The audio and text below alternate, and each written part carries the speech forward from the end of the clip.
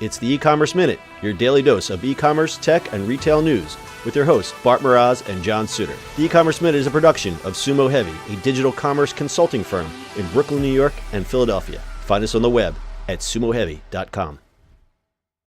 It's the E-Commerce Minute, episode 258. In today's episode, RideSafe is insurance for Uber and Lyft passengers. Next time you grab an Uber or Lyft, you can now get insurance for the ride. Ride-sharing passengers will now be able to purchase on-demand, per-day accident and death coverage insurance via a new smartphone app. The service is called RideSafe and was developed by startup Sure Incorporated. Sure teamed up with insurer Chubb, one of the world's biggest property casualty insurers, to create the insurance product to cover customers for medical and other costs associated with accidents while using rideshare services. Chubb will underwrite Sure's ride-sharing policies, which will pay up to $10,000 in medical costs per accident and include a $100,000 death benefit, the firm said.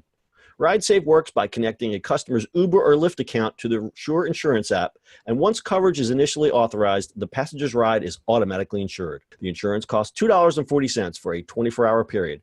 RideSafe is available in 38 states. Ride-sharing customers in the U.S. are typically covered by the rideshare company's general liability insurance. According to Uber's website, customers are covered for up to $1 million of coverage per accident. The payout from Sure's policies could help customers cover high deductibles and fill in any gaps liability insurance would not cover. The product launch follows an announcement in December that Waymo LLC, the driverless car unit of Google parent Alphabet, has teamed with California technology startup Trav Incorporated to cover future passengers for lost and damaged property and for injuries. Chubb and other companies are riding the wave of popularity of ride-sharing services as traditional auto insurance products look to be threatened by disruptive technologies like ride-sharing and autonomous vehicles. Currently, U.S. car insurance businesses for individuals is a $200 million per year business. What? I was waiting for that one. I don't know how I feel about this, by the way. It's just another way for people to take your money. Well, here's the thing is like, how are they underwriting this, right? Because if you have coverage, like, you know how sometimes like you have one policy, but if there's a second policy, that first policy doesn't really work. And the second, like, there's a lot more of it, right? Like, to me, this is like an extra expense or an extra thing that people are just going to make money off of that and will never pay out. Because so if you get an accident with Uber or Lyft, they have to pay out first, no matter what. Right. So you think that because of the policies built into the rideshare services, that once they get paid, then these guys have no chance of ever paying out. Yeah, I'm just not sure. I mean, obviously I don't work in insurance, but yeah, I don't either. I play one on TV. Mm-hmm. Stayed at Holiday Inn Express last night.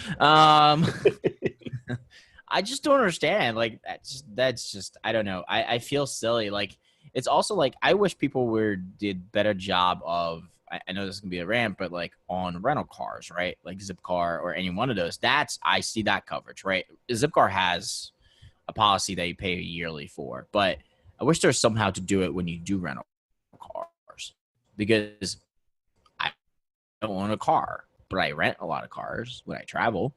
Like, you can use the rental company's insurance, but that's pretty expensive. So, if a product like that existed for rental cars, that'd be kind of cool. Oh, this is interesting. So you rent a lot of cars, so you wind up getting whacked by hi, would you like to take the extra coverage for $25 a day on the car? Oh, whatever that is. Yeah, it depends. Whatever it is. Yeah, it depends what I'm doing. Oh, because you don't have regular car insurance. I don't have a car insurance. I don't have a car. Somebody like Zipcar, you have full coverage pretty much for like whatever the yearly cost is, which is fine. But when you go to Hertz, you got to pay. You're getting whacked by whatever the lady at the counter says. I mean, some of your credit cards kind of cover a little bit, which is fine. And in reality, most of the time when I do rent a car, it's actually a business trip, so our company insurance does cover it. But still, it makes it interesting. Anyway, I think this is silly. Well, maybe not silly, because Uber and Lyft would still have to pay out, even though you don't have general auto insurance. So either way, their liability insurance would still step in before anything else. Right. Yeah, you're right.